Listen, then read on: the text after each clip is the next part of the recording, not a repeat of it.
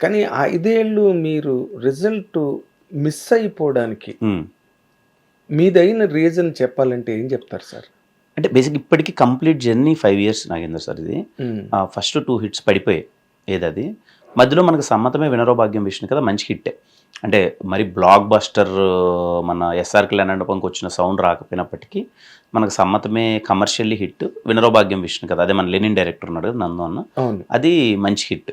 కానీ 2023 is a tough phase sir. అంటే వరుసగా 2 సినిమాలు పోవడం. ఏవైతే పెద్ద సినిమాలు అనుకున్నాయి. అంటే మన ఈ ఇంట్రా కమర్షియల్ సినిమాల్లో అటెంప్ట్ చేసాం. ఇదేదో వర్కౌట్ మీటరు అవుతుంది. అవి. మీటర్ అదొకటి. ఇంకోటి అది ఆ టైంకి వర్కౌట్ అవ్వకపోవడం. బట్ నా ఫీలింగ్ ఏముండిందంటే సార్, నాకు తెలుసు ఎందుకు అవుతుంది అని. ఏది ఎందుకు? సినిమా అంటే నా చేతిలో లేదు సార్. అంటే ఇప్పుడు కథ ఒకటి అనుకున్నాము. ఎళ్ళే ప్రాసెస్‌లో ఏంటి అని అంటే తీసేటప్పుడు కొన్ని సినిమాలు ట్రాన్స్‌ఫార్మ్ అవ్వవు. ఇప్పుడు నేను అది నా తప్పే అంటాను.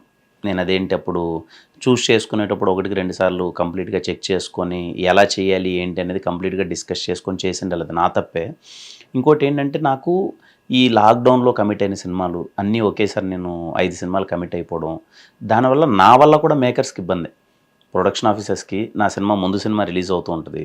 ఈ షూట్ నుంచి ఈ షూట్‌కెళ్ళాలి. Dates clash అయ్యేటి. అలా నేను తీసుకున్న ఒక డిసిషన్ వల్ల నాతో పాటు వాళ్ళు కూడా సఫర్ అయ్యారు అందరూ. హ్మ్. అందుకనే ఆ టైంలో నేనేంటంటే అది ఒకేసారి అన్ని సినిమాలు సైన్ చేసిండకూడదు.